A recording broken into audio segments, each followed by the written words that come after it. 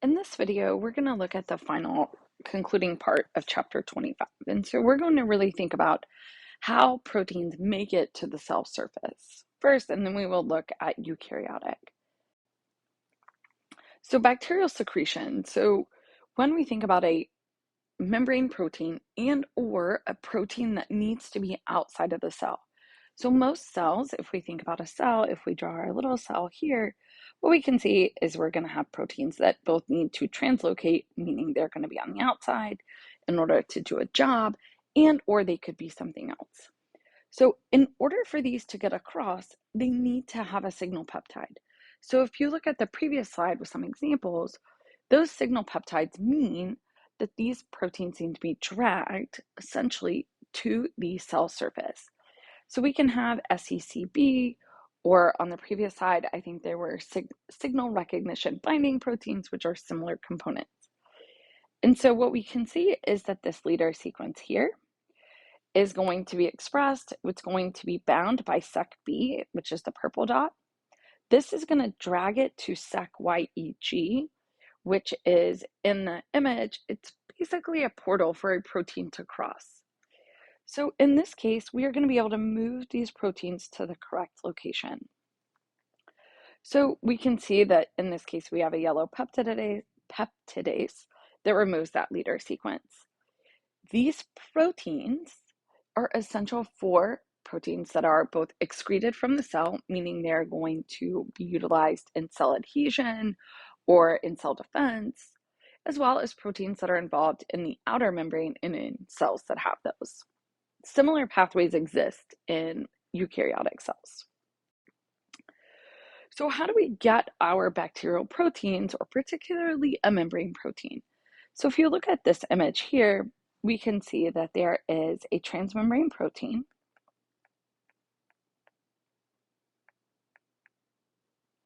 And so a transmembrane protein essentially means that it has regions that span.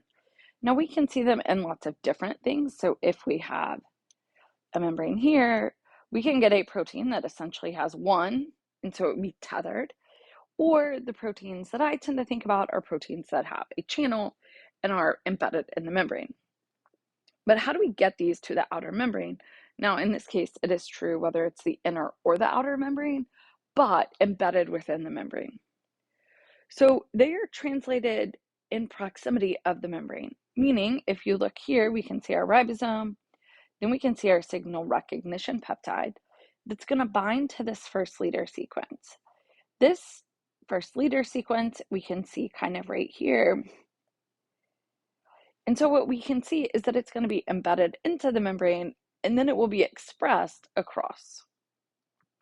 So essentially, if you have the membrane, it would be dragged up, and then it will express the protein in the presence of the membrane. So having a protein expressed in the presence means that those hydrophobic regions are going to be more stabilized and not lead to hydrophobic collapse. Hydrophobic collapse for a protein that needs to be in hydrophobic regions is going to lead to cellular, the protein's essentially going to fall apart. So these proteins and these sequences have a long T1/2. So we know that most mRNA is degraded in about 3 minutes.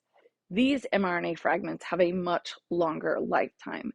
So they, instead of being 3 minutes, could be on the order of 10 or much longer. So the only other participant here is YIDC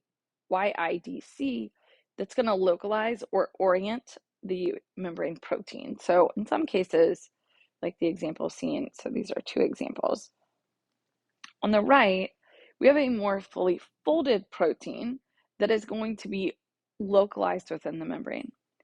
So these are all post-translational modifications that are based on where the protein needs to be in order to be functional. So we can see that for any and all, both translocated, meaning on the outside, or transmembrane, being in the membrane. So this is another image where we can think about proteins being directly expressed. And so if you look at this graphic down here on the bottom, this protein is going to allow this protein to be expressed into the membrane. And so in a eukaryotic system, we can see proteins expressed into the membranes of a localized organelle, i.e. the ER or the rough ER.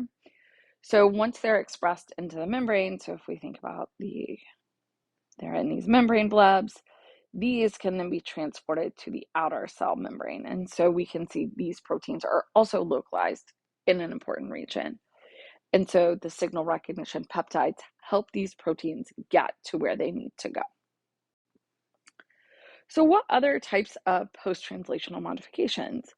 So if we look at this graphic, we can see that there are lots of different things. So we can see a phosphorylation up here in the top right. So we're going to add a phosphoryl group, or we could add a sugar that's going to add to specific amino acids.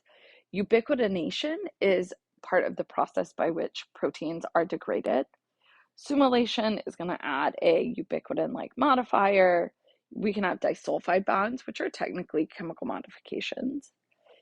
And then if we look around this side of the image, we can see that there are other additions of chemical changes. So these post-translational modifications, by and large, are designed. So a disulfide bond can stabilize the protein. Having a lipidation tags the protein often to the membrane. So you can have a soluble protein that is tethered to the membrane. And so all of these are other things that are sequence-based. So they typically attach to specific amino acids in specific places. So let's very briefly think about eukaryotic translation. So we know that the process for prokaryotic has initiation, elongation, and termination. So if we look at these factors, one thing that we can think about is how different the initiation looks. So there are 3 initiation factors for bacteria and 11 initiation factors for eukaryotic systems. And so we can see that this feels like it is a little bit more complicated. There is also only a single release factor in a eukaryotic system. So the eukaryotic ribosome is structured similarly with a large and a small subunit, 60 and 40, that come together to form the active 80S subunit. So that subunit functionally looks quite similar to the prokaryotic system, i.e. we're going to still have the A, P, and E site, but you can tell that it is structurally different based on the mass. So eukaryotic translation doesn't use the Schijn-Dalgarno. So the Schijn-Dalgarno, as a reminder, is going to be the ribosome binding site. And so this ribosome binding site is going to orient the ribosome to identify the first ATG, which is the FMET.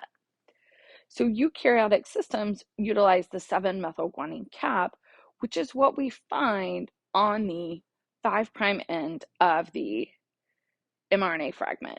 So this indicates the start of mRNA. And so protein synthesis begins at the first AUG to follow the cap. So it is still a methionine.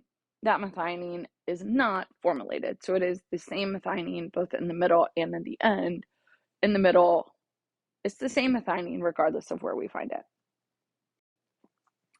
So if we look at this structure, so we can see that these are roughly the same process where we see initiation with a methionine tRNA. The elongation cycle looks the same. We can see the same peptidyl transfer. But you can see if you look at these structures on the right side, that the structure of these ribosomes is slightly different. This is one reason why they are novel and good antibiotic targets of the ribosome, because while they do the same job, they are structurally divergent enough that you can actually see that information, or you can be able to target one but not the other. So eukaryotic expression, so one of the things we want to think about is how things move. So if DNA is housed in the nucleus and the mRNA is produced in there, it is going to have to transport out of the nucleus into another place where we can see the protein production. So the tRNA, the tRNA synthetases, and everything else are all in the same place. And that place is not in the nucleus where the DNA is housed. So the mRNA has to be transported. We're going to see differences, as we saw previously, in the length of the poly A tail. Those can be accounted for the transmission, like the distance between.